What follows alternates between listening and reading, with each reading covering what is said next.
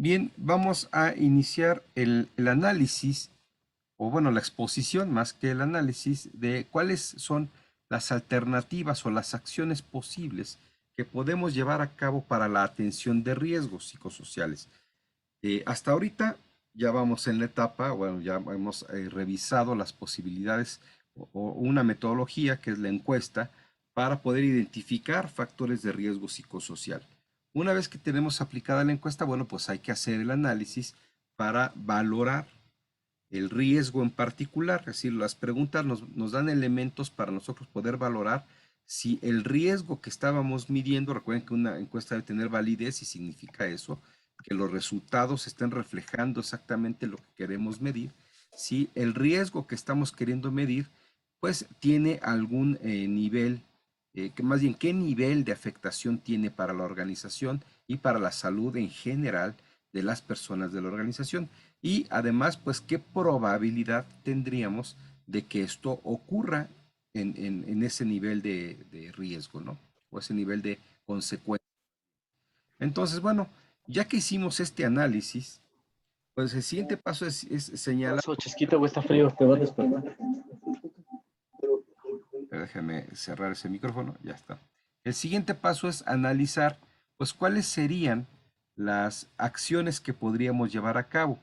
Entonces, aquí no hay un conjunto de acciones únicas o un conjunto de acciones más pertinentes. Ustedes van a encontrar en la literatura de repente documentos que señalan como ciertas acciones como necesarias, como soluciones adecuadas para los riesgos psicosociales, pero en realidad, según mi perspectiva, y es la que quiero que abordemos aquí, pues es la articulación adecuada de diferentes recursos de solución o de atención lo que permite minimizar la probabilidad de ocurrencia de ciertos factores que pueden generar afectaciones en la salud psicosocial y por lo tanto afectaciones en la organización.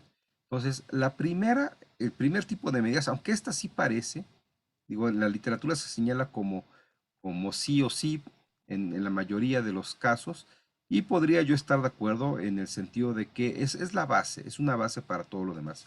Pero establecer una política organizacional es uno de los elementos que puede empezar a ayudar, pero no como único factor. En eso ya no estaría tan de acuerdo. No puede ser solamente el único factor. Ahorita vamos a explicar, por lo menos desde mi perspectiva, por qué no podría ser el único factor. Pero sí es un factor necesario o importante, ¿no? No suficiente, pero sí necesario, el establecer políticas organizacionales. Pero empecemos por discutir qué es una política y después entender cómo esto puede ayudar a reducir los riesgos psicosociales. Una política no es un enunciado que se pone en un panfleto, ¿no? Es decir, de repente, porque también de repente el mal análisis, el análisis descuidado de lo que se señala, por ejemplo, en la norma 35 de la Secretaría, en la norma oficial mexicana 35 de la Secretaría de Trabajo y Previsión Social, pues parece que uno solamente tiene que agarrar y sentarse en un Word y escribir 10 cosas que pudieran sonar bonitas, imprimirlas y repartirlas entre los trabajadores. Bueno, eso no es una política.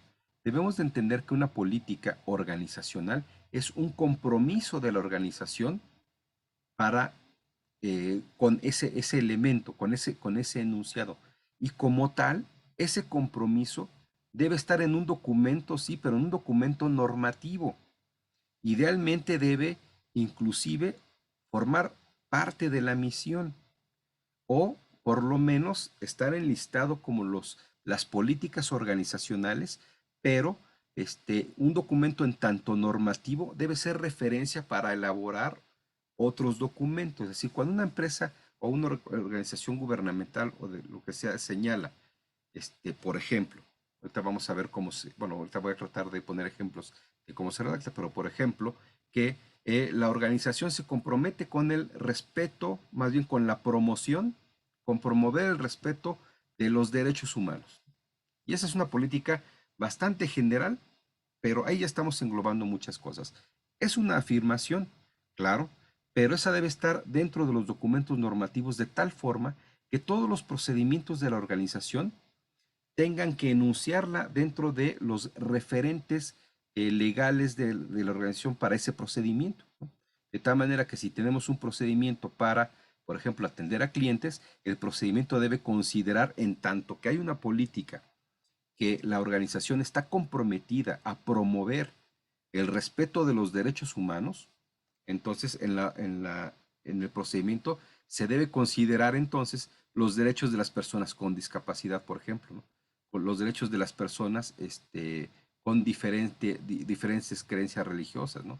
Los respetos de las personas que se expresan que tienen expresiones de identidad de género no binarias, por ejemplo, ¿no? Lo cual tiene muchas consecuencias, ¿no?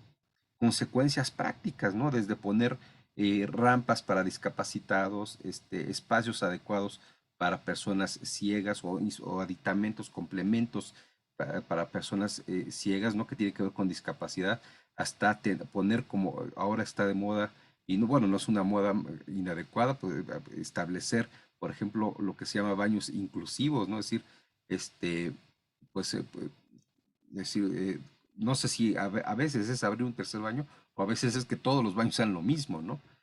Para que cualquier persona, independiente de su género, pues no se sienta discriminada. Es decir, todos esos elementos, ¿no? Que no consideramos en un procedimiento cuando esa política está ausente, empiezan a ponerse en juego en los procedimientos, procesos y formas de trabajo de la organización. Porque si no está la política, todo lo demás que voy a decir posiblemente no tenga sentido. Pero la política en sí misma debe generar consecuencias. Ese es el punto relevante de una política. Por eso debe formar parte de los documentos normativos de la organización, ¿no? De los documentos en los que se deben referenciar todos los procedimientos y todas las formas de actuación que las personas deben llevar a cabo al interior de una organización, ¿no? Y por lo tanto, pues si decimos que la organización se compromete a promover el respeto a los derechos humanos, no, bueno, pues no solamente significa que en el estacionamiento vamos a poner un lugar para discapacitados, eso sería una consecuencia lógica de esa política, pero que también los empleados, por ejemplo, le den prioridad a las personas con discapacidad, pues es una consecuencia conductual, pero que también es consecuencia de una norma de la organización, la norma de esa política, ¿no? Entonces, pues también elementos como una política importante podría ser el tema de la dignidad, ¿no? Es decir, por la cuestión del bullying, ¿no? Una política sería simplemente establecer, bueno, no simplemente establecer con una buena redacción el compromiso de la organización. Entonces, la redacción pues tendría que ser, la organización se compromete, ¿no? Puede o no llevar la palabra compromiso, pero debe estar enunciado como algo que se entienda que hay un compromiso de la organización hacia ese tema, ¿no? Se compromete a la protección del medio ambiente, ¿no? O a disminuir el impacto de sus actividades en el daño ambiental, ¿no? O se compromete a promover la equidad de género, ¿no? Dentro de la movilidad laboral o la movilidad horizontal y vertical en la organización, ¿no? Todos esos enunciados, ¿no? Deben generar un efecto. Por lo tanto, no es solamente una lista de cosas y por lo tanto deben estar bien pensadas porque en tanto compromisos, y ese es un punto de la organización que tiene que decidir la organización, en tanto compromisos, la organización se tiene que comprometer a cumplirlas, ¿no? Ahora, no es suficiente. Bueno, es un paso importante, pero no es suficiente, ¿no? Es suficiente en el sentido de que puede generar efectos ya para la elaboración o los referentes de actuación y normas y procedimientos subsecuentes dentro de la organización. Y en la medida que además los temas estén en reconocimiento de aquellos que elaboran esos procedimientos, ¿no? Por lo tanto, otro elemento, bueno, aquí me voy a saltar el orden que había puesto en esta diapositiva inicialmente, porque, bueno, ahorita creo que más bien quiero ponerlo como en elementos lógicos, bueno, un orden lógico, aunque no necesariamente lo tiene, pero otro elemento sería la capacitación. Evidentemente, ¿no? Una persona que no sabe qué es eso de los derechos humanos, ¿no? Que por cierto, ahí ese es todo un tema, ¿no? Porque de repente hay hasta desconocimiento, porque hay cosas que más que políticas, también ya hay normatividad. En México, por ejemplo, el tema de los derechos humanos, según la Constitución, en el artículo 1, las organizaciones públicas están obligadas, ¿no? O sea, ni siquiera, aunque no lo pongan en sus políticas o en su misión o esté dentro de sus documentos normativos, no es opcional, por ejemplo, para una universidad pública, la protección de los derechos humanos. Y los derechos humanos pues, son un montón de cosas, pues, porque hay derechos de primera, segunda y tercera generación, pero, por ejemplo, los derechos sociales son considerados como derechos humanos, ¿no? Pero eso puede llegar a construir la creencia de que las organizaciones no gubernamentales no están obligadas, y es una creencia falsa, ¿no? Es decir, las organizaciones gubernamentales están semi-obligadas porque hay un acuerdo firmado por el Senado mexicano, que es la carta de, de la Convención para la promoción, es la Convención Interamericana para la promoción de los derechos humanos, ¿no? Entonces, en esa convención se establece que los estados nacionales están obligados, y por eso las constituciones se han modificado, incluyendo la mexicana, en ese sentido, desde hace varios años, deben estar obligados y obligarse en su Carta Magna a proteger los derechos humanos. Pero, lo que también señala es que las organizaciones privadas de los países miembros deben procurar y promover el respeto a los derechos humanos. Entonces, una empresa privada, una organización no gubernamental mexicana que no tenga como principio la promoción, no la defensa, porque efectivamente ese es un compromiso estatal, pero sí la promoción, sí debe promover el respeto a los derechos humanos.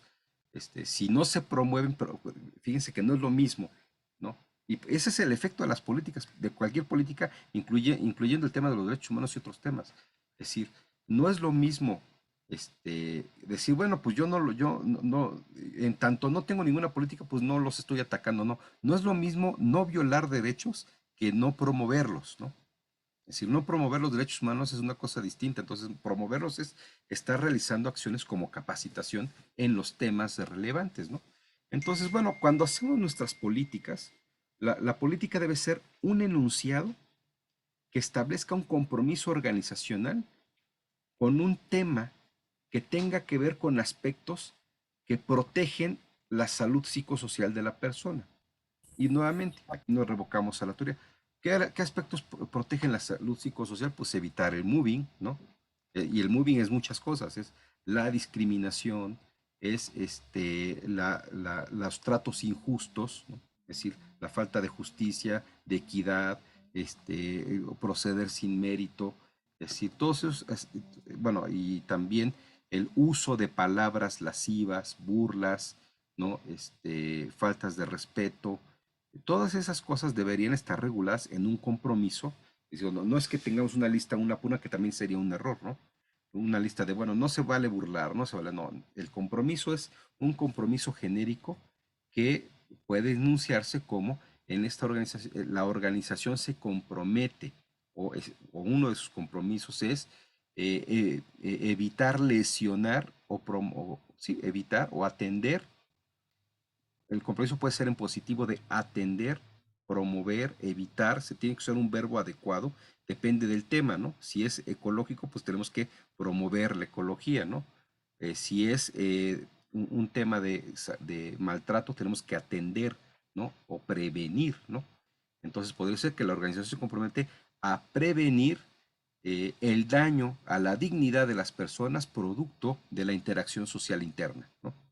Eso establece ya como un compromiso normativo, y eso obliga de alguna manera a la organización a observar, vigilar y llamar la atención de las personas que en algún punto estén por burlas, por discriminación o por alguna causa lesionando la dignidad de alguna persona y por lo tanto generándole daño psicosocial, ¿no? Bueno, inclusive cosas como la promoción de buenas prácticas de liderazgo, ¿no? Esos son también compromisos que una organización debería establecer si identifica que ese es un elemento que pudiese ponerle en riesgo grave, ¿no? Dependiendo del tipo de organización. Es decir, bueno, la organización se pone en riesgo grave si el liderazgo se ejecuta. En una organización educativa es algo así irreductible casi el tema del liderazgo, ¿no?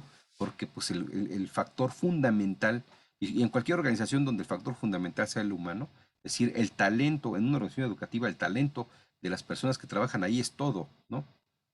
O sea, no es que, digamos, no es como armar carros donde ahí el uso intensivo de tecnología es el 80% de la producción, ¿no? Pues una organización educativa, el 99% del logro educativo, pues es el talento de las personas que están ahí, ¿no? Hasta hay frases fuertes que se han discutido a nivel teórico si una organización educativa es tan sólida como sus docentes, y pues tiene mucho sentido, ¿no? Docentes con mala formación, débiles, con pocos conocimientos, con poca capacidad didáctica, pues debilitan el propósito de la organización de generar aprendizajes. Una planta docente sólida, con buena formación, con mucho conocimiento, que realiza investigación, que se encuentra actualizada constantemente y bueno, ya toda la lista de cosas que pudiesen fortalecer un buen equipo docente, pues tendría efectivamente garantizando un mejor resultado en el aprendizaje, que es el propósito de la organización. Entonces, bueno, si es el tema, pues ahí el liderazgo es fundamental, ¿no? Es decir, cómo coordinar equipos de trabajo. Entonces, un compromiso en una organización educativa, una política que fuese un compromiso, ¿no? La organización se compromete a favorecer o a promover las mejores prácticas de liderazgo interno, pues debería ser una política de casi cualquier organización educativa, ¿no? Entonces, no todas las políticas son las mismas, ¿no? Estoy tomando temas, ¿no? Que a lo mejor muchas organizaciones los toman, pues también porque hay cuestiones que tienen que ver con la imagen, ¿no? Pero que no está mal, ¿no? Es decir, pero bueno, las organizaciones van tomando temas como medio ambiente, como derechos humanos, porque también tiene que ver con su imagen, pero que también tienen efectos importantes en lo psicosocial. Pero hay que pensar en los temas específicos de la organización como este, ¿no? Cuando hablamos de liderazgo, ¿no? Por ejemplo, si hablamos de una organización de tipo más bien química o industrial, pues posiblemente ahí el tema, más que liderazgo, aunque no es que sea menor, este, pues podría ser más en términos de promover las condiciones de seguridad, ¿no? Es decir, la organización se promueve a promover y mantener actualizadas y las mejores y con las mejores prácticas las condiciones de seguridad en el trabajo, ¿no? Ese es un compromiso que la organización, para una organización de ese tipo, tendría que establecer como política y en tanto normativo afecta a todos los procedimientos organizacionales.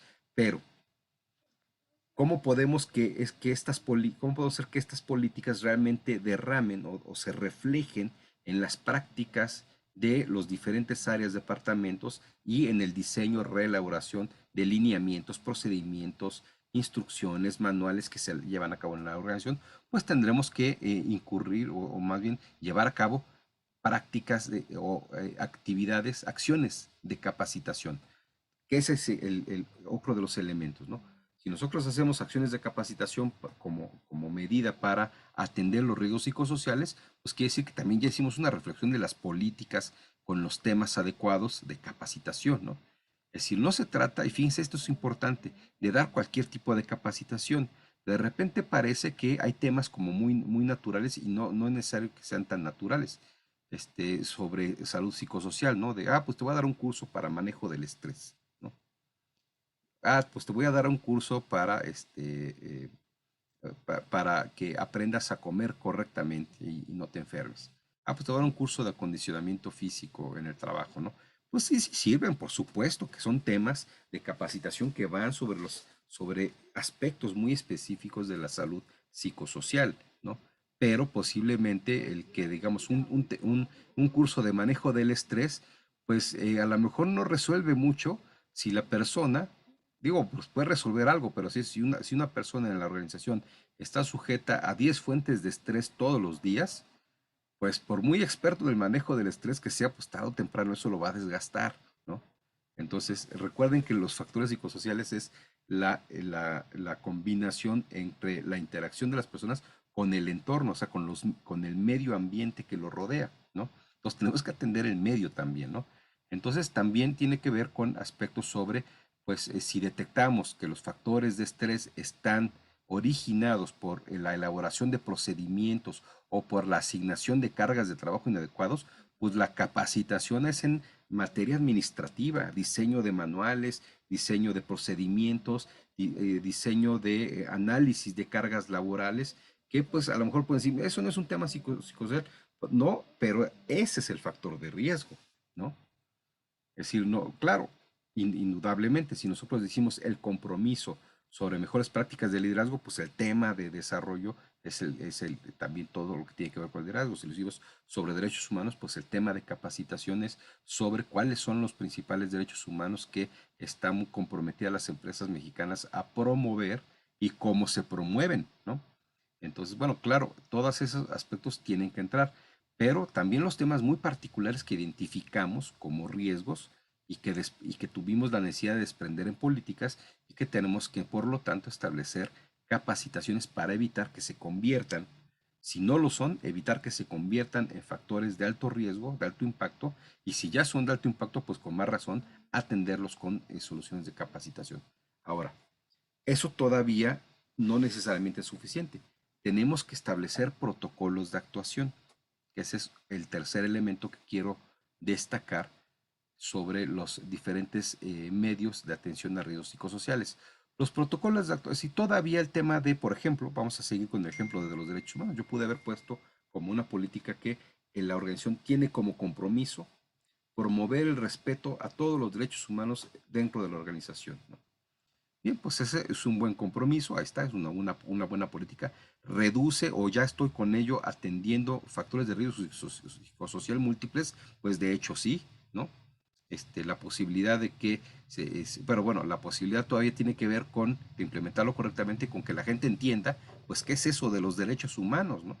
¿Cuáles son? Y cómo se respetan, cómo se promueven, ¿no? ¿Cómo puedo evitar discriminar a las personas? Entonces, a veces también tenemos que poner protocolos de actuación, ¿no? Para respetar los derechos humanos, ¿no?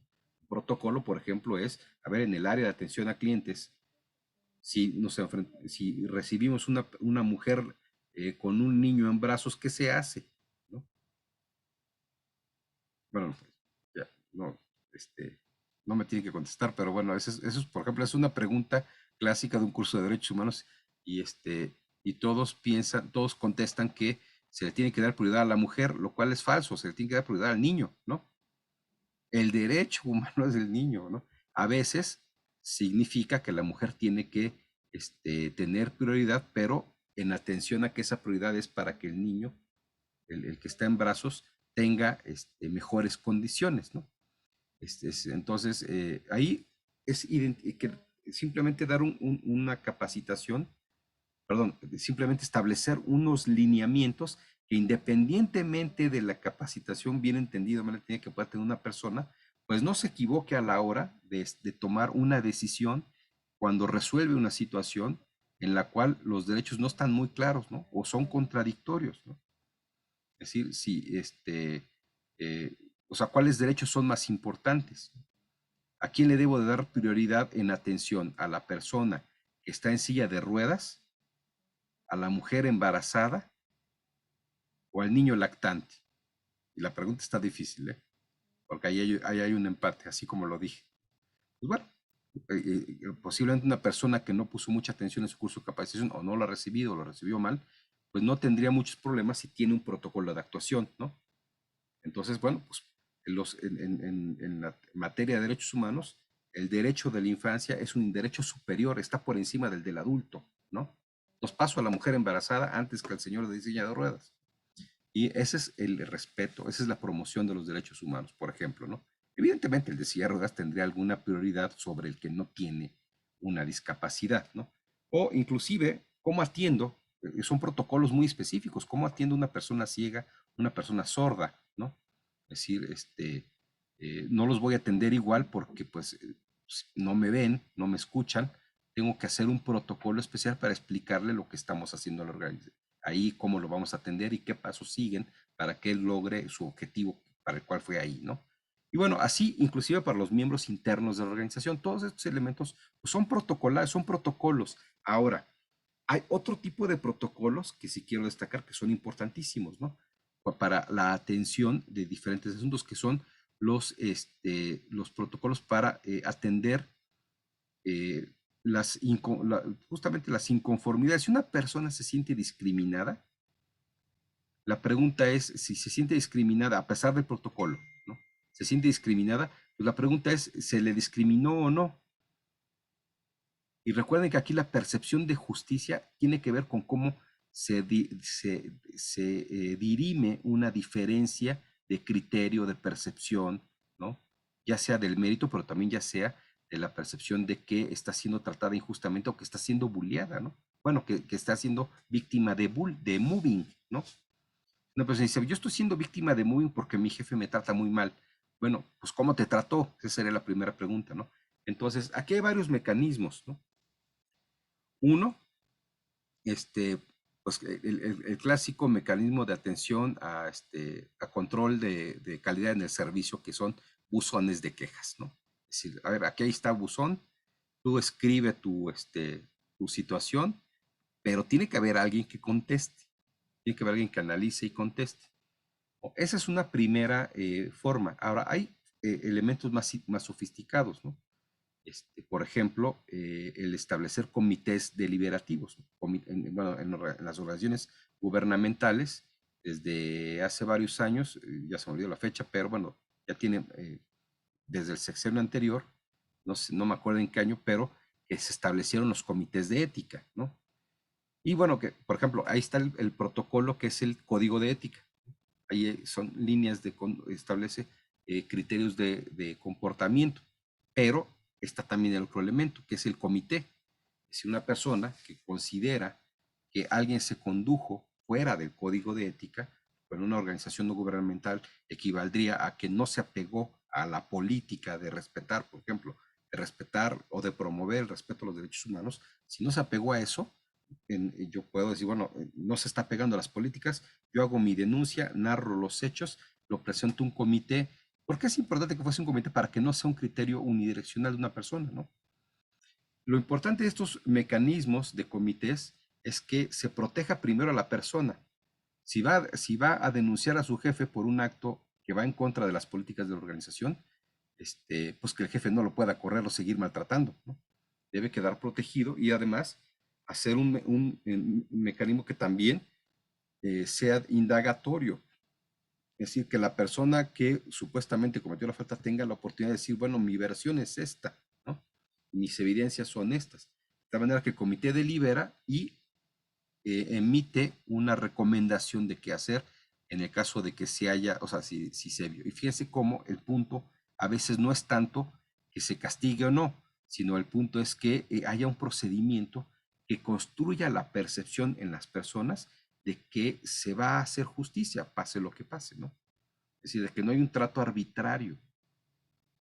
Muchas veces la existencia del comité de ética en muchas organizaciones públicas, pues no es que atiendan muchos asuntos, pero ya el que existe el comité de ética permite ajustar las conductas a las personas, ya sea para que no las acusen o ya sea para acusar adecuadamente, ¿no? Cuando sucede, ¿no?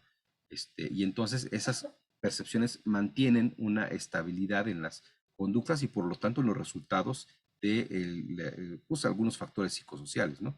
Entonces, eh, esa es otra alternativa. Existe una alternativa mucho más interesante que la de los comités de éticas, porque los comités de ética son miembros de la organización, que es el compliance, ¿no? Que de hecho, por ejemplo, en los derechos humanos es lo que recomienda la Comisión Interamericana para la Promoción de los Derechos Humanos y el convenio que tiene firmado México, ¿no?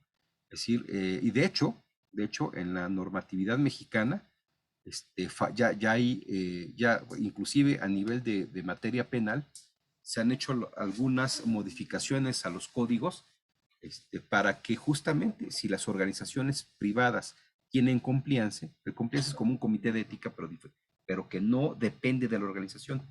pero las organizaciones que tienen compliance eh, pueden, digamos, no tener la responsabilidad penal inclusive de algunos aspectos. Por ejemplo, fraude, ¿no?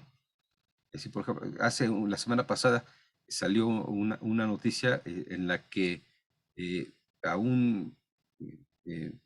pues una persona que es famosa, ¿no? Bueno, pero que demandó a un banco porque le cometieron un fraude en sus cuentas bancarias, le vaciaron una cuenta bancaria y en tanto el banco no pudo demostrar que fue un delincuente, ¿no?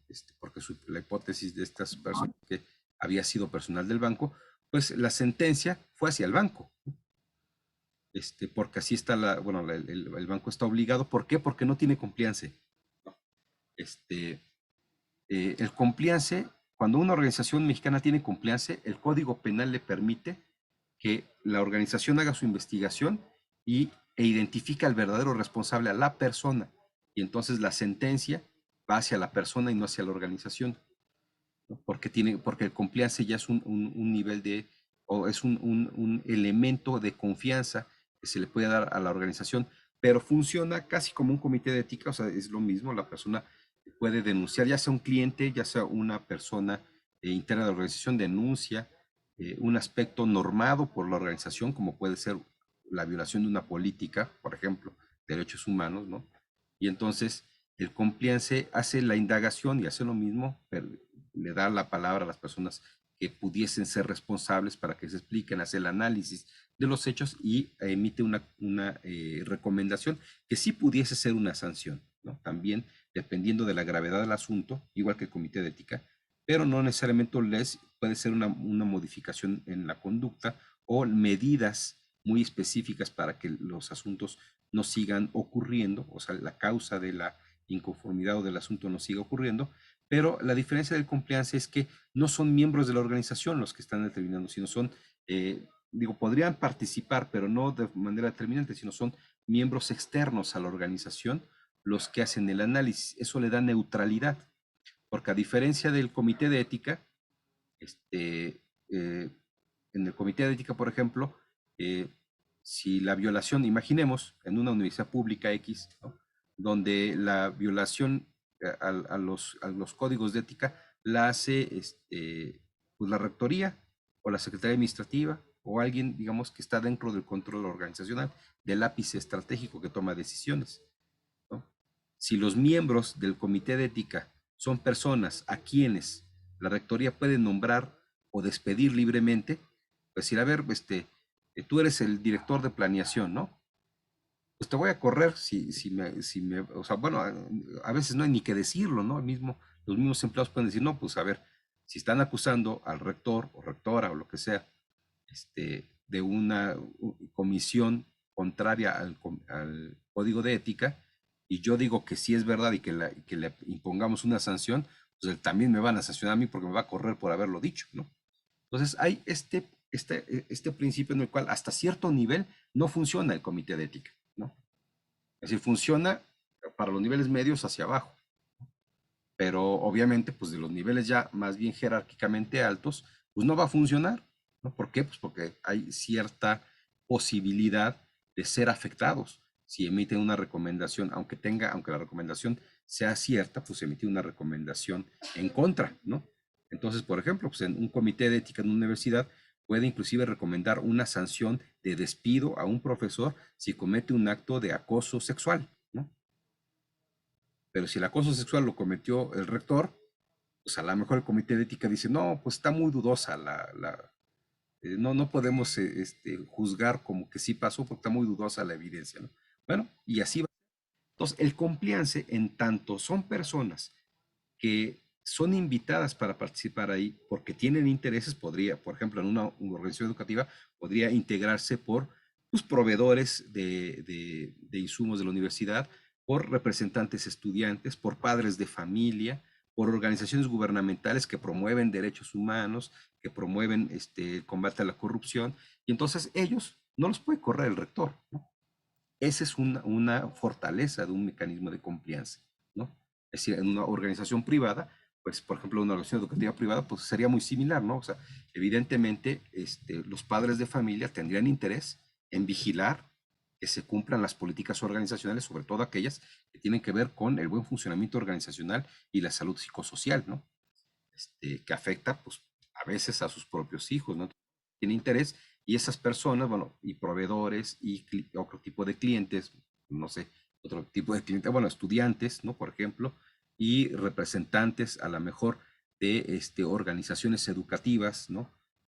Que tengan interés en la observancia de, de esas escuelas privadas y entonces, bueno, autoridades de la SEP, por ejemplo, ¿no?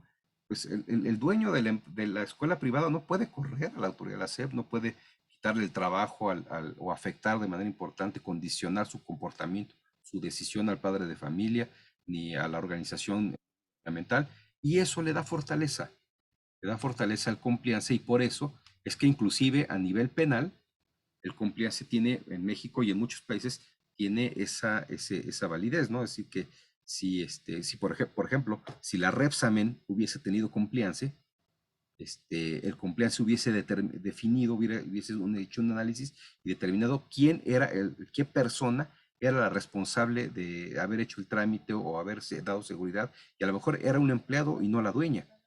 Digo que si era la dueña, pues el compliance hubiera dicho, sí, sí es la dueña, ¿no? Hubiera confirmado, pero a lo mejor ni siquiera era ella, pero ante la ausencia de un compliance, pues la autoridad se va contra el titular de la organización, ¿no? Como le pasó al banco también, ¿no? Entonces, el compliance tiene esos beneficios a nivel normativo en los países que son miembros de la OI, de la Organización Interamericana para la Promoción de los Derechos Humanos, por ejemplo, ¿no? Pero en cualquier tema tiene esa ventaja. Digamos que es parecido al comité de ética, pero tiene esa virtud, que a diferencia del comité de ética, sigue siendo eficaz inclusive en los niveles más altos de la organización, cuando son los niveles altos los que violentan las políticas que se establecen para la protección o disminución de los efectos psicosociales.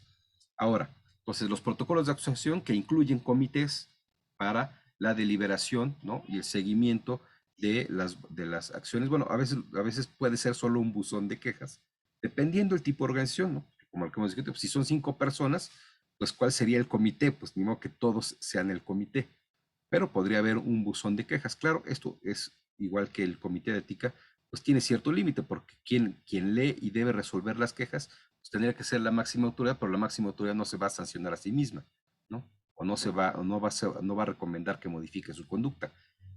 Lo mismo pasa en el comité de ética, en organizaciones más grandes, pero ya en organizaciones que buscan efectivamente la neutralidad, tendrían que pensar en establecer estos mecanismos de compliance y se establecen con convenios y compromisos con otros actores que tengan interés en la organización. Y bueno, finalmente, no quiero dejar de comentar otras acciones. Vamos a encontrar en la literatura que como acciones para atender los riesgos psicosociales, pues siempre hay otros elementos como lo que hoy llamamos, bueno, sí, yo los voy a agregar, lo que agregamos en un concepto que está creciendo recientemente, que es el salario emocional, ¿no? Consideren que, y esto es importante porque consideren que la atención de los riesgos psicosociales o la cuestión de la salud psicosocial, ya no hablemos de riesgos, sino que la salud psicosocial no es algo necesario, bueno, la atención a los riesgos es reactiva, ¿no? Todo esto que he dicho desde políticas, protocolos, capacitación, es reactiva, que yo sé que aquí puede haber un riesgo y reacciono para controlarlo. Pero si yo quiero actuar también de forma proactiva, ¿no? Pues tengo que considerar el principio de lo que es salud psicosocial. Es decir, quiero estar fuera del riesgo, sino quiero estar dentro de salud psicosocial. Si yo quiero estar dentro de salud psicosocial, tengo que entender que eso significa que el espacio laboral o el trabajo es un espacio de realización de la persona. Lo natural, una persona que es psicosocialmente en su trabajo sana, es una persona que en su trabajo encuentra un espacio de satisfacción, de autorrealización y de desarrollo personal. Es su proyecto, es parte de su proyecto de vida, ¿no? El trabajo de una persona debe ser parte de su proyecto de vida. Si una persona no encuentra satisfacción en su trabajo, bueno, o se equivocó de profesión, ¿no? Es decir, bueno, pues todos tenemos cosas que no nos gustan hacer, ¿no? Bueno, y hay trabajos que a casi nadie le gustan hacer, ¿no? Las cosas que tienen que ver con el manejo de desechos, sólidos, trabajos que es difícil encontrar a alguien que se sienta realizado en ello, pero digo, no quiere decir que no existan. Pero en general, digo, fuera de estos aspectos que pueden ser pues, tareas que socialmente no son muy deseables para nadie o para muy pocos, pues en general, una persona que se dedica a las ventas, pues es porque le gusta y disfruta el vender, el tratar de resolver este tipo de asuntos. Y alguien que se dedica a hacer análisis financiero, pues es porque es fanático de los números y las matemáticas le interesan, ¿no? Y se siente autorrealizado. Entonces, claro, yo estoy suponiendo eso, ¿no? Supongamos que las personas sí están en lo que les gusta, ¿no? Entonces, si una persona no está equivocada en su profesión o en su oficio, no se equivocó, no está en el lugar incorrecto, entonces debe ser el trabajo un espacio de autorrealización. Si entendemos eso, pues debemos promover el fortalecimiento emocional de su propio trabajo, ¿no? Debe sentirse contenta de estar ahí, ¿no? Entonces, el salario emocional es justamente aportarle a las personas eh, elementos adicionales, pero que vayan en el aspecto no económico, ¿no? Por ejemplo, si una persona encuentra que en su trabajo este, tiene acceso por ejemplo, a un nutriólogo que le diga cuál es la alimentación más saludable, tiene acceso a terapias de diferentes tipos, tiene acceso a actividades deportivas, tiene acceso a formas de organizar convivencias familiares. Bueno, si tiene elementos que le ayudan a resolver o a mejorar su situación emocional o mejorar sus emociones positivas a través del trabajo, pues entonces también estamos reduciendo drásticamente, y por eso me parece que es un tema importante, porque se reduce drásticamente la posibilidad de que alguien se sienta en condición de riesgo psicosocial, ¿no? Estresado, desmotivado, ¿no? Si al contrario, es un lugar donde se siente satisfecho al ir. Yolanda, levantaste la mano. Adelante. Sí, buenas noches, profesor. Es que Buenas noches. precisamente donde laboro, como les comentaba, es una guardería del IMSS. Tenemos todo eso, tenemos acceso a deportivos, inclusive ahora por la pandemia fueron psicólogos a darnos terapia. Era opcional. eh, si tú sentías como la necesidad, podías asistir. Estaba yendo 2 horas a la semana y daba pues, pues las clases, no, se me fue ahorita la palabra, las daba grupales, las sesiones eran grupales, pero ya si tú requerías o él observaba que necesitabas como ya las personales, lo podías hacer por medio del sindicato, se gestionaba toda esa parte, pero estaba el apoyo al 100%. ¿Qué pasa cuando pues no, o sea, no hay reacción por parte de los compañeros o pues sí, de los trabajadores? Nosotros detectamos personas que realmente necesitaban porque estaban como muy ansiosas por situaciones, pues, que de fallecimiento de familiares están intranquilas y es un riesgo latente porque trabajan con niños, porque no es así como cualquier cosita. Y cómo es que no hemos encontrado la forma de motivarlos para que hagan su trabajo, para que realicen sus actividades con ánimos. O sea, hemos hecho muchas cosas y no, el instituto nos apoya en muchas situaciones y pues tampoco. ¿No? O sea, ¿cómo podemos como trabajar esa parte cuando sí lo tenemos, pues aparentemente todo, tenemos acceso a varias formas de salir adelante en el área socioemocional, pero hay mucha apatía y es como yo creo que el 90% de la población, bueno, de la unidad en donde me encuentro, que es así, es de ese tipo de personas. Son pocas las que sí ven o sí podemos lograr algo con ellas. Sí, esa es muy buena pregunta, porque es lo que voy a explicar a continuación. Eh, es muy buena pregunta porque efectivamente no porque pongas un gimnasio, ¿no? Y bueno, no sé si lo dije, de hecho, antes también, ¿no?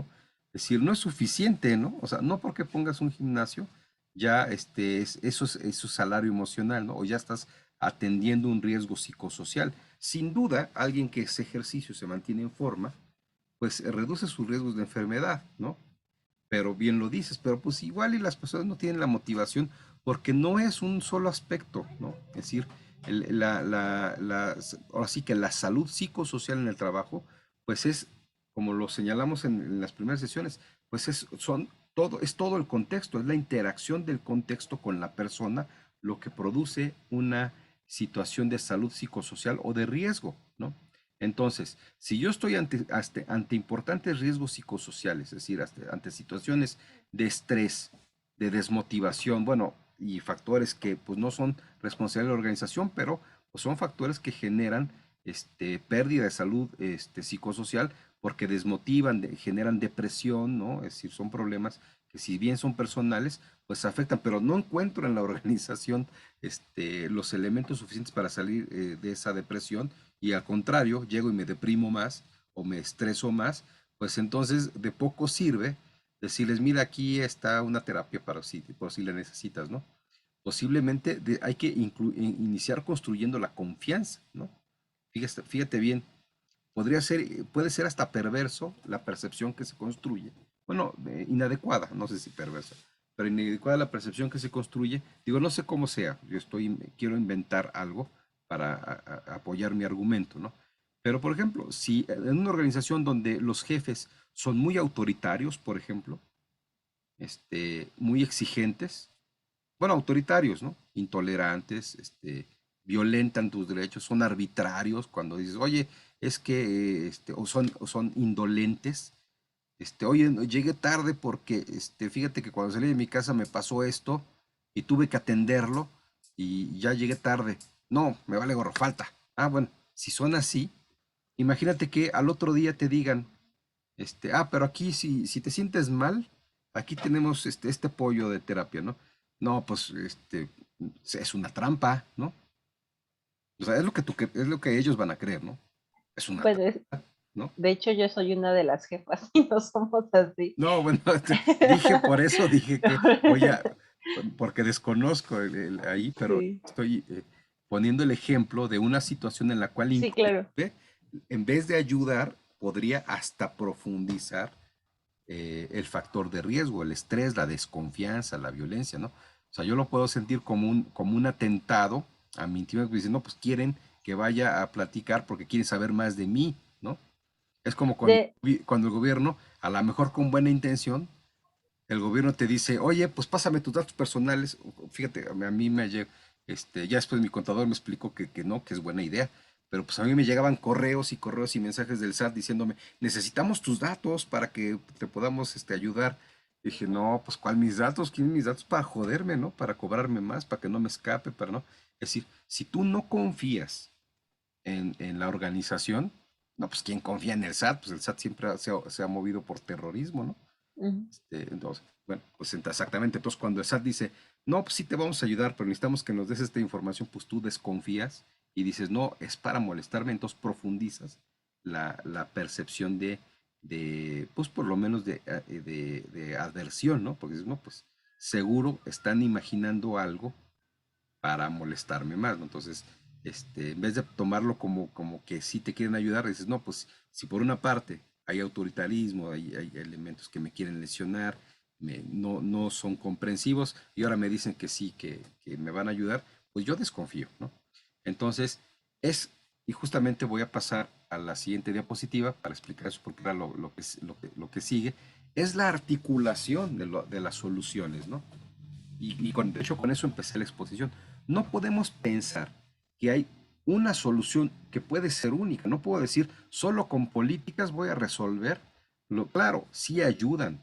Y de hecho, hasta reconocido digo, de hecho hay una literatura muy extensa, ¿no? Sobre la importancia de los compromisos de la organización sobre los temas de riesgo psicosocial para que efectivamente se puedan atender a la organización. Sí, los compromisos son importantes y deben tener efectos normativos, ¿no? Deben ser elementos que regulan las conductas al interior de la organización. Ok, sí, Pero eso sería insuficiente si no hay adecuada capacitación, ¿no? Si yo no entiendo de qué se trata la protección del medio ambiente, de qué se trata este, el moving, de qué se trata el respeto a la dignidad, de qué se trata los derechos humanos, de qué se trata la equidad de género. Si yo no entiendo eso, bueno, temas tan básicos como, y eso en la función pública es un tema que no tiene ni idea de lo complicado que es, ¿no? Temas como el acoso sexual, ¿no? Porque además es un tema particularmente delicado hoy en día.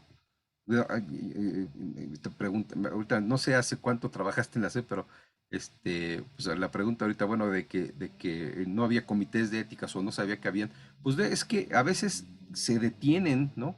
Porque hay temas como el acoso sexual que se regula ya desde que se emitieron los comités de ética se cometió el protocolo de actuación para atender casos de presunto acoso sexual y en las organizaciones gubernamentales. Entonces es un tema de particular atención en las organizaciones gubernamentales, ¿no?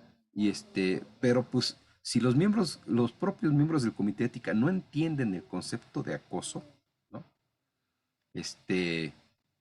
Pues entonces no se va a resolver. Entonces la política no tiene mucho efecto si no se acompaña de otras acciones, por ejemplo, capacitación, ¿no?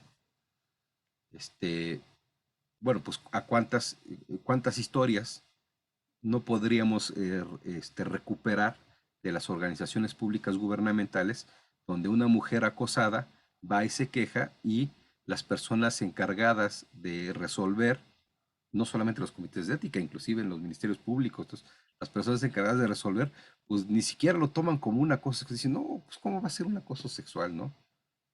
No, pues estaba echando un piropo, o sea, ¿por qué crees que te estaba acosando, no?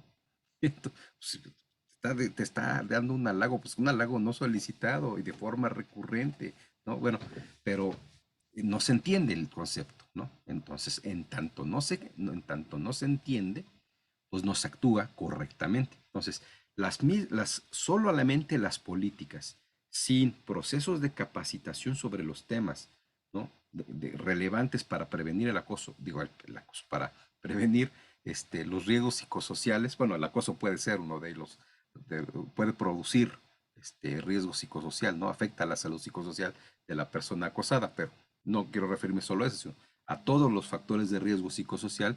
Pues si no se da una capacitación sobre cómo desarrollar un buen liderazgo, el puro compromiso no podría ser suficiente. Entonces hay que articularlo con capacitación. Ahora, inclusive las políticas más capacitación pudiesen ser insuficientes en algunos temas neurálgicos de la organización, ¿no? Como son, por ejemplo, el moving laboral, ¿no? O sea, la política puede ser correcta, ¿no? Es decir, la organización se compromete a, a no tolerar actos de lesión a la dignidad de las personas que se integran en la organización.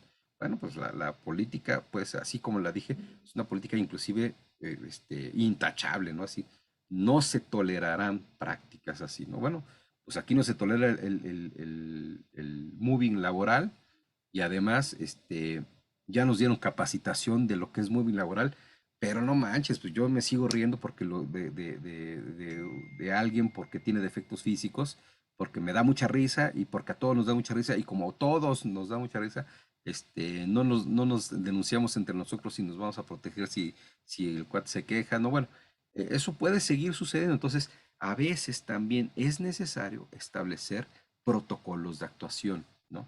De tal manera que que exista un procedimiento muy específico para que una persona que, por ejemplo, en un tema así neurálgico como pudiese ser el moving laboral, que se sienta, bueno, que sea sujeto de moving sistemático y que los propios jefes no estén en la disponibilidad, aunque no sepan qué está pasando en moving porque recibieron capacitación, conocen la política de la organización de que no se debe tolerar el moving, pues no hacen nada, ¿no?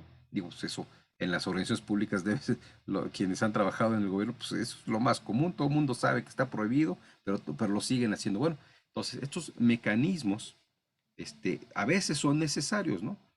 Si ya logramos establecer un compromiso organizacional, ya logramos que se entienda el tema por las personas que ahora tenemos que asegurarnos que haya quien esté vigilando y en su caso inclusive sancionando para que sea creíble que las personas deben apegarse a esas normas de conducta de forma adecuada.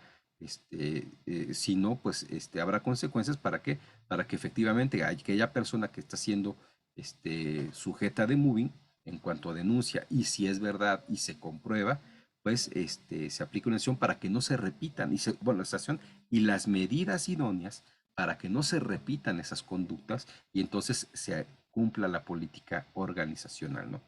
Y pues nunca, bueno, siempre si queremos avanzar, pues tendríamos que incluir otros elementos como pueden ser elementos de este concepto que llamamos salario emocional, que serían acciones que de forma proactiva promovemos para mejorar la experiencia de las personas dentro de la organización, ¿no? Es decir, bueno, pues si por ejemplo esto que nos decían, bueno, pues yo hago acciones para mejorar la salud emocional de las personas que han tenido pérdidas familiares por el COVID, bueno, pues es una acción efectivamente proactiva, ¿no?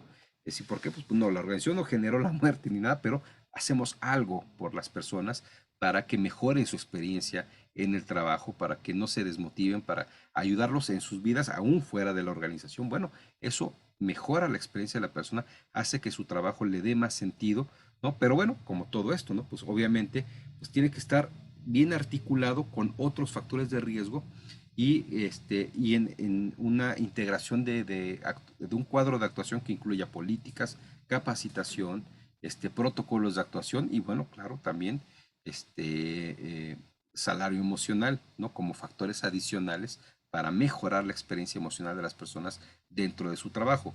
Pero una sola cosa por sí misma va a impactar de manera muy incompleta y puede pasar como lo que nos estabas comentando, ¿no? De que, pues bueno, sí lo estamos haciendo, pero pues no despierta mucha motivación, pues bueno, pues posiblemente no despierta mucha motivación porque hace falta que se estructure correctamente. La pregunta aquí, ahora sí, para tratar de contestarte un poco mejor, ya hecha la exposición, pues la pregunta aquí entonces sería, pues si estás atendiendo, como lo dice aquí, los elementos contextuales completos, ¿no?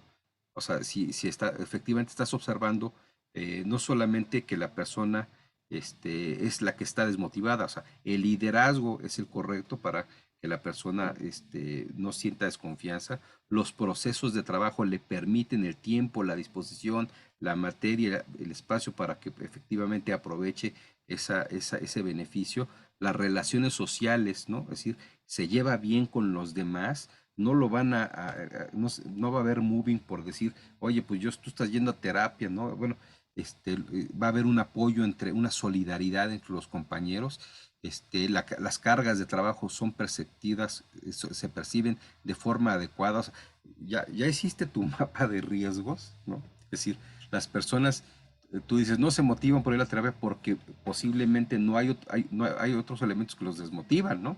Entonces, ya viste esto, y bueno, y si ya lo viste, eh, estás actuando de forma articulada, ya definiste con claridad cuál es la política adecuada que debe ser un elemento normativo en la organización.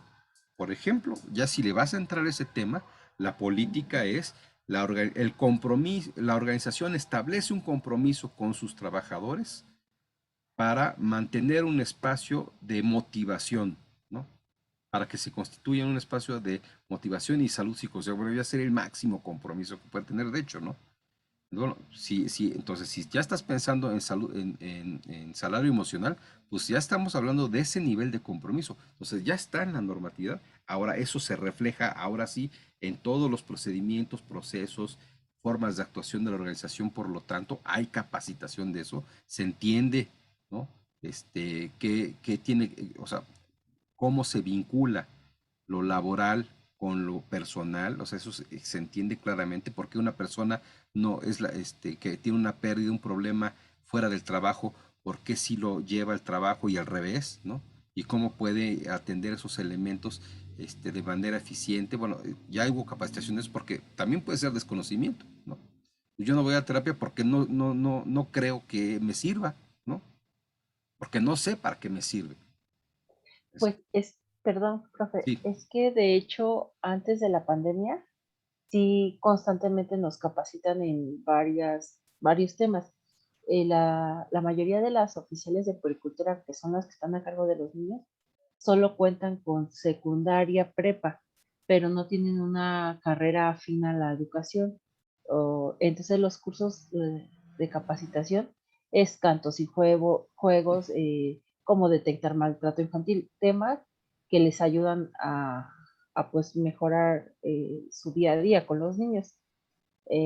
Nosotros como jefes también pues tenemos una normativa que el manual de procedimientos también los leemos con ellas, se los explicamos, inclusive les estuvimos enseñando como niños con juegos, con dinámicas, tratamos de motivarlos. Siento yo que es mucha frustración la que traen varias compañeras porque por no poder desempeñarse en otro puesto, eh, pues bueno, yo soy educadora y a mí me corresponde solamente supervisar su trabajo y valorar a los niños en cuanto a conducta, en cuanto al área cognitiva. Entonces, muchas veces es su molestia porque estamos solo 3 educadoras para toda la guardería, entonces entramos por ratitos a las salas y esa es su molestia porque dicen, es que ustedes reciben mejor sueldo, pero no hacen casi nada, según ellas. Entonces, hay como mucha rivalidad, sí es un ambiente pesado, inclusive hemos tratado de ser muy empáticas, ahora más en pandemia, pero anteriormente igual. Y, hubo una situación con una maestra que desafortunadamente perdió a su hija y pues sí le dije, o sea, si tienes necesidad de llorar, si tienes necesidad, no sé, de no estar en sala, nada más avísanos para ver cómo te podemos apoyar o dinos cómo te podemos ayudar, ¿no? Porque pues muchas veces el trabajo las distrae, ¿no? Otras veces pues sí necesitan como su espacio. Y ya un día me dijo, vamos es que quiero platicar, pues lloró conmigo, me platicó a detalle y sí les sugerí yo pues que fuera con una tanatóloga, porque digo, yo te puedo aconsejar pues en mi vivencia, pero pues no, o sea, no soy especialista y considero yo que sí, la situación fue muy fea. Y ya me dijo que sí, que gracias por la plática, que le ayudó mucho y todo. Y días después me fue a acusar al sindicato de acoso laboral. Yo sí. Entonces, sí hemos entendido, o sea, hemos intentado muchas cosas. Ahorita, pues creo que sí me voy a enfocar a otros temas. Bueno, con las clases que ustedes me han dado, tengo como más herramientas y pues proponer nuevas formas de pues ver esa situación que se presenta en la guardería. Muchas bien, gracias. pues mira, pues claramente, ¿no? Digo, no, habría que hacer el diagnóstico más claro, pero por lo que me dices, pues claramente es que efectivamente no hay todavía una identificación y una atención a los riesgos psicosociales, ¿no? Ahí hay una relación estresada, ¿no? Entre dos perfiles de personas que trabajan en la misma organización, ¿no? Hay una percepción de trato injusto, ¿no? Seguramente estas personas perciben que se les trata injustamente en comparación con las que son educadoras y ahí están, ¿no? Esas son las causas del estrés y pues claro, desconfían de ti, tan desconfían de ti que te denunció, ¿no?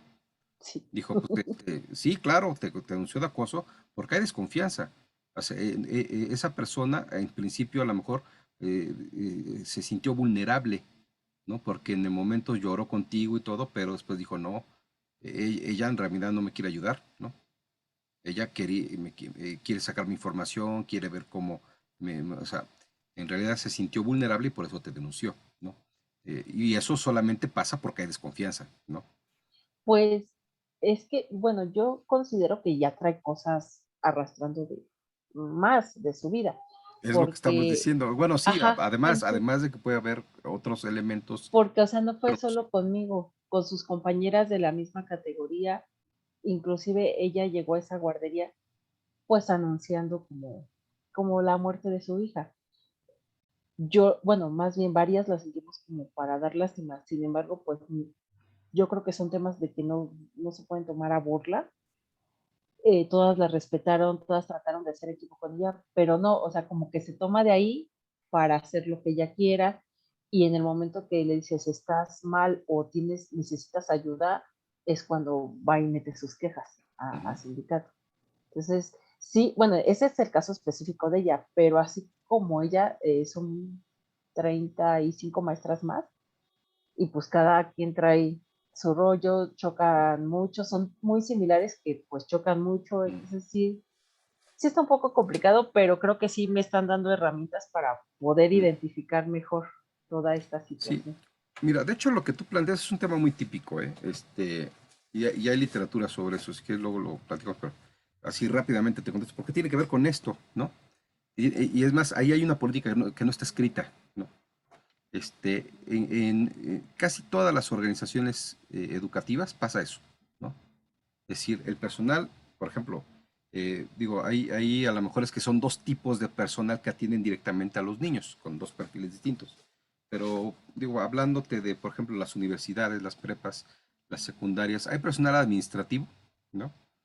Que hace la nómina, que trabaja en sistemas escolares, que hace apoyo de otro tipo, importante para el funcionamiento de la organización, pero está la materia, ¿no? O sea, lo acabamos de decir, ¿no? Es decir, en una organización educativa, el propósito no es hacer cuentas, es importante para que funcione su presupuesto, los ingresos, las finanzas, pero las mejores finanzas no le garantizan el éxito a la organización si no tiene buenos docentes o si el trabajo de los docentes no logra el objetivo fundamental de la organización, que es producir el aprendizaje, ¿no? Esa es la razón por la cual en una empresa de construcción los ingenieros ganan más que los contadores, ¿no? Esa es la razón por qué en un despacho de contabilidad los contadores ganan más que los administradores, ¿no? Es decir, eh, es que depende del valor que agrega la organización, la importancia del trabajo de cada elemento. Entonces, ahí hay una política que hace falta, ¿no? Yo te puedo decir, por ejemplo, ¿no? En términos de clima organizacional, ¿no? Que son los estudios que te van a dar el norte más claro. Tú puedes ir, y voy a decir nombres, ¿no? Ni modo, ¿no? Tú puedes ir, ya el que sienta que hay escuelas neoliberales, eso, pues bueno, tú puedes ir, por ejemplo, al Centro de Investigación y Docencia Económica, al CIDE, ¿no? Y ahí, este, a ningún profesor, ningún administrativo le pone un impedimento, por el contrario, ¿no? Este, o sea, el administrador no le dice, esto no se puede, profesor, porque es contra la norma, sino al contrario, buscan las formas, establecen, inclusive hasta reforman procedimientos, los modifican para ir adecuando su trabajo a brindar el mejor servicio para que funcione de la mejor manera el trabajo del académico, ¿no? El académico puede decir, ¿sabes qué? Yo necesito tal cosa y la necesito así, porque tengo que hacerlo de así. Entonces el personal administrativo adecúa, ¿no? Sus procedimientos porque entiende, fíjate, ahí hay una política que está explícita en el CIDE, entiende que lo fundamental en la organización es lo que hace el académico, que tiene que ver con los procesos de investigación y la formación de personas profesionales, ¿no? En licenciatura y posgrado. Bueno, ahí hay una política que tiene que ver con algo así como este, eh, como que el centro, ¿no? El elemento fundamental de la organización es lograr impactar con investigación y formación profesional en los ámbitos públicos y privados internacionales del país. Y entonces, y además, los líderes, los diferentes sectores hay capacitación, hay mecanismos de control, ¿no? Allá un académico se queja de un administrativo y hay una verdadera investigación, ¿no? Digo, no sesgada, neutral, o sea, pero hay una verdadera investigación de si efectivamente no podía hacer algo para resolver el asunto del académico para que el trabajo funcionara bien, ¿no? Ahora te puedo hablar de organizaciones como la Universidad Pedagógica, donde ni políticas tenemos, ¿no? No existe una política así, ¿no? Donde diga que el trabajo académico es el sustantivo, ¿no? Entonces pasa como en tu caso, ¿no? este, eh, los colegas, y es muy respetable su trabajo, no lo digo con desdén, Es decir, un contador, una persona que hace, aunque creo que los que hacen planeación hoy en día ni contadores son, pero un contador en la dirección de planeación de la Universidad Pedagógica Nacional, pues hace un trabajo muy importante porque nos garantiza el presupuesto para que podamos funcionar, ¿no? Pero ese presupuesto que nos garantiza, si no se puede aplicar adecuadamente, pues nos sirve de muy poco. O si al contrario, para poderlo aplicar, dedicamos demasiado tiempo en ello, con tal de cubrir con los procedimientos, de tal manera que no nos queda ya menos tiempo para desarrollar las actividades sustantivas. Yo te puedo decir que, por ejemplo, para ejecutar un proyecto de investigación con financiamiento con ACID, yo como profesor investigador del UPN, ¿no? Le dedicaba, yo hice la contabilidad, ¿no? El proyecto de investigación, yo como coordinador del proyecto, y casi te lo avientas tú solo, el coordinador es el que hace el proyecto, ¿no? Por ahí tenemos seco, alguien ayude. Bueno, el coordinador del proyecto, pues, le invertí algo así como 800 horas, de las cuales 230 fueron para solicitar y comprobar que me gasté el dinero en lo en lo que requería, ¿no? Es decir, y es un porcentaje altísimo, ¿no? Si esas 250 horas hubiesen sido solamente, por ejemplo, 80, que es lo que, por ejemplo, en el CIDE no se acepta más, ¿no? Sino, a ver, el 10% en términos administrativos y no más de tiempo del docente, ¿no? O del investigador. Si yo hubiera dedicado 80 horas, pues fíjate, hubiera tenido 150 horas más para dedicar a la investigación, hubiera aumentado la calidad de mis resultados, ¿no? Porque mi talento es ese, no hacer cuentas, ¿no? Y, ¿por qué? Porque además te las regresaban todo el tiempo, ¿no? Es decir, y yo sé que a lo mejor los formatos estaban mal llenados, etcétera, ¿no? Pero, si eran pequeñas modificaciones, pues ya podían echarme la mano y hacerlas, no, no, todo para atrás, ¿no? Porque existe esa percepción, ¿no? De que pues, es que ellos ganan mucho, ¿no? O sea, tú, así como a ti, así, ¿no? Exacto. Y eso, no, y no es de la UPN, o sea, tú estás poniendo el ejemplo de que pasa en todas partes.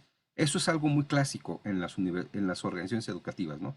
Es decir, hay personal que al no ser el factor humano, el talento que es el motor que promueve y desarrolla el resultado organizacional, pues existe ese celo, ¿no? Decir, a ver, pues es que, pues así como te dicen, trabajan poco y ganan mucho, ¿no? Así como los investigadores del CONACYT hoy en día, ¿no? No, pues que ganan mucho y ¿por qué les pagan sus comidas cuando se van de viaje? Todo eso, ¿no? Ganan mucho y trabajan poco, ¿no? Esa percepción, esa construcción tiene que ver con una ausencia de políticas, ¿no? Y la ausencia de políticas hace que tampoco haya la capacitación correcta, hace que no haya el entendimiento sobre la importancia de dar una clase en la universidad, de prepararla, de diseñarla, de hacer una buena evaluación, de que esa buena evaluación, bueno, de todo lo que implica, ¿no? Como te pasa a ti, ¿no? Es decir, parece que todo lo que haces es esos 10 minutos que entras a la estancia, ¿no? Y así se asume, te prometo que en la UPN los colegas académicos piensan que el trabajo de un profesor son las 2 horas o 3 que le dedica, no, bueno, depende de la clase, pero pues, por ejemplo, de las que tomaron en admisión educativa, esas dos clases de 2 horas a la semana es lo que ese es su trabajo, ¿no? Y si para eso, no, pues, bueno, no hay nada atrás, parece, ¿no? Sí, sí hay colegas baquetones, pero como en todo, ¿no? Pero pues para eso debería haber, pero justamente también por lo mismo, tampoco tenemos mecanismos de control, de compliance, de comités de éticas, de protocolos de actuación, de evaluación del desempeño, que pues pero una vez que se comprende la importancia del trabajo académico, pues ahora sí se comprende el resultado y ahora sí se empieza a medir objetivamente, ¿no? Este, Porque bueno, pues también, por ejemplo, lo que se les ocurre a los colegas administrativos cuando se les ha ocurrido algo es es que cheques la entrada y la salida, ¿no? Digo, no está mal, digo, es un buen principio. Digo, bueno, pues sí, yo llegué a dar mi clase a tal hora y me fui a tal hora, pero eso no es no refleja la calidad de la docencia, ¿no? Este, pero es lo que se les ocurre, ¿no? Eh, y bueno, pues ahí no hay un buen entendimiento. Bueno, esto que te estoy diciendo es, el punto es, eh, ¿cuál es la política? Y ahí sí hay estudios. Ahí te falta una política. La política es, bueno, es lo que hizo el gobierno, nada más que después, bueno, quién sabe, ya no se implementan las acciones consecuentes. No se hace todo esto, ¿no? El gobierno, con la nueva ley de educación, estableció una política que me parece correcta y andaba faltando, de hecho, porque justamente eso le estaba pasando a la educación y le sigue pasando, ¿no? Le pasaba a la educación, ¿no? De que no se entendía cuál es el factor humano relevante, ¿no? A ver, vamos a Entonces, hacer. sí, ahorita te doy la palabra, Arturo, termino la idea. En la Ley General de Educación sí hay un artículo que establece que el docente es el actor fundamental del desarrollo de la educación en el país, ¿no? Ahí está la política de la que estamos hablando, ¿no? Y está en la Ley General de Educación y está en la Constitución finalmente. Ahora, ¿qué falta? Pues falta todo lo demás, ¿no? Falta que todos los funcionarios de la SEP los capaciten para que entiendan que, pues que es inadecuado sacar a un docente del aula, ¿no? O sea, si el profesor, el docente es el motor de la educación, es el actor fundamental, así está establecido, y me parece esa es una política correcta. El docente es el actor fundamental del desarrollo de la educación en México. Bueno, si eso es verdad, ¿no? Entonces, ¿por qué un funcionario cree que tiene la autoridad y no debería de haber consecuencias de decirle a un profesor, salga de su salón, abandone la escuela, imagínate una escuela multigrado, ¿no? Donde hay un solo docente, y venga a entregar el informe aquí. Oye, no deberías de ir hasta la puerta del salón y de favor decirle, "Oye, regálenme 10 minutos, no al profesor, a los estudiantes, niños, regálenme 10 minutos del tiempo de su profesor para que me pueda entregar esta documentación que está pendiente, ¿no? Así debería de ser, ¿no? No al revés, ¿no? Pero es que no hay esa capacitación, no hay esas reglas, por lo tanto, no hay esos protocolos de actuación que hagan que, digo, debería ser, sacar a un docente del aula en México, debería ser solo por algo de vida o muerte. Porque en el momento que el docente no está en el aula, ahí se pierde el propósito de la educación. Ya no está enseñando, ¿no?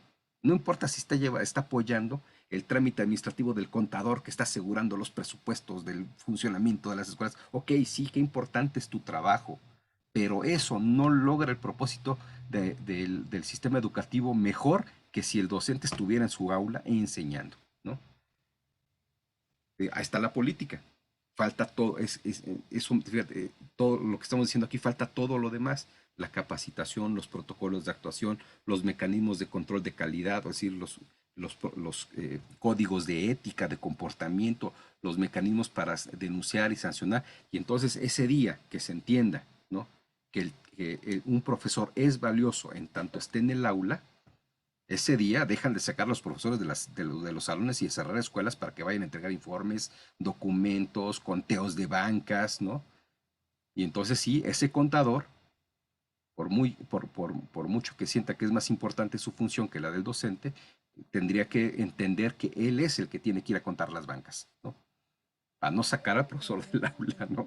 O, pues bueno, o ver el mecanismo, pero que no saque al profesor. Es un profesor que está fuera. Eso no se entiende, ¿no? Pero bueno, igual pasa, pero es por la ausencia de todo este mecanismo que empieza por una buena política. Tú, por ejemplo, tienes algunas acciones que están bien, pero no empezaron por una buena política. O sea, más bien, no es que no empiecen, faltan una política para que esa política detone todos los procesos y se articulen nada más. Ahora sí, perdón, Arturo, adelante. Buenas tardes, buenas noches, profe. Una pregunta. Por ejemplo, una de las políticas dentro de la carrera de administración educativa, pues es tener no sé qué porcentaje sea su número de tasa terminal en cuestión de titulación. Este sería un factor de riesgo si la tasa es bastante baja y una política para subsanar ese riesgo podría ser este tipo de programas emergentes para poder subir la tasa de terminación. Bueno, sí, digo, aunque, a ver, pero explícame, ¿esto cómo se vincula con el tema de los riesgos psicosociales? Así en cuestión a si es un factor de riesgo o tener una tasa de titulación muy baja, o sería un factor de riesgo a que desaparezca la licenciatura o qué. Y es por eso que a lo mejor están implementando este tipo de programas emergentes para poder aumentar la tasa terminal. Claro, sí, efectivamente, ¿no? Es un factor de riesgo para la universidad porque, pues, justamente, el propósito social de la universidad es formar profesionales y si los profesionales no se producen, digo, es que un profesional es hasta que tiene su título, ¿no? Entonces, si hay gente por ahí que, o sea, si tienes bien poquitos profesionales, ¿no? Entonces ahí sí se pone en riesgo la legitimidad social de la universidad, ¿no? Entonces, pues es como efectivamente un esfuerzo para lograr remontar, ¿no? Ese rezago que traemos en titulación. Ahora, y pone en riesgo a la organización. Ese podría ser un factor de riesgo organizacional, aunque me cuesta trabajo ver eso como es un factor de riesgo psicosocial más que para el que no sea titulado, ¿no? Y no a todos, estoy seguro que a muchos no les genera tanto estrés, pero bueno, al que no sea titulado y le preocupa titularse, pues claro, le genera cierto estrés, ¿no? Y a lo mejor esto distensa ese estrés, ¿no? Estas opciones, pero sí, sí, pues la respuesta sí tendría que ir en ese sentido. En términos organizacionales, la baja tasa de titulación, claro, es un factor de riesgo para la legitimidad de la organización, por lo que estamos diciendo, ¿no? Es decir, lo más importante es, y bueno, ahí están los resultados, ¿no? Ahí está el efecto, ¿no? Este, como anécdota, ¿no? Yo una vez estaba haciendo una investigación de campo, estaba en Puebla, en la carretera de Puebla, caminando hacia un pueblo, para visitar una escuela multigrado para levantar una observación de campo ahí, de lo que pasa en las escuelas multigrado. Y me habla alguien, creo que aquí hay gente que trabaja en la UPN, por eso no voy a decir nombres, ni áreas, ni nada, pero me habla alguien de la UPN y me dice, profesor, tiene que regresar ahorita para que entregue nuevamente, pues hablando de estas cosas, ¿no? Tiene que volver a elaborar su informe y lo tiene que entregar hoy, su informe de viáticos, y lo tiene que entregar hoy porque si no, no se los van a pagar. Imagínate, ¿no? Y ahí obviamente hubo una discusión, ¿no? Y obviamente la persona se sintió ofendida, y creo que todavía sigue ofendida porque me ve y no me saludan. Se siente ofendida porque le dije que no iba a regresar, no iba a echar para atrás mi práctica de mi investigación, no iba a dejar de hacer la actividad de investigación para solventar un informe, ¿no? Que además se puede solventar cualquier día, bueno, y la práctica tiene, bueno, pues, o sea, ¿qué es lo importante? Yo sé que esa es tu pregunta, ¿no? ¿Qué es lo importante en la organización? Pues lo que da el resultado. Entonces, si lo que da el resultado, que es la titulación, se está haciendo mal, y esa es una observación crítica muy buena, se está haciendo mal, que no tiene suficientes titulados, aunque todo lo demás funcione bien, ¿no?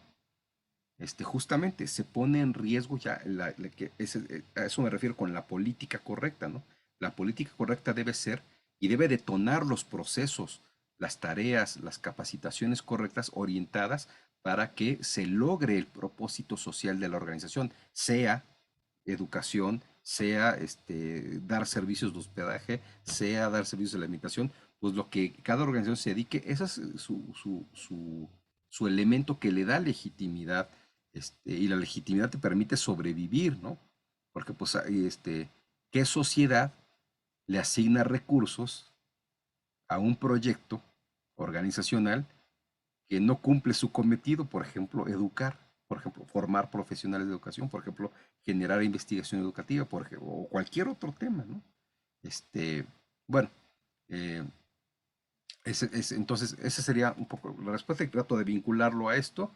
Y sí, efectivamente, pues tiene vinculación porque las políticas tienen que responder a los riesgos psicosociales, pero también sin descuidar las razones de la organización.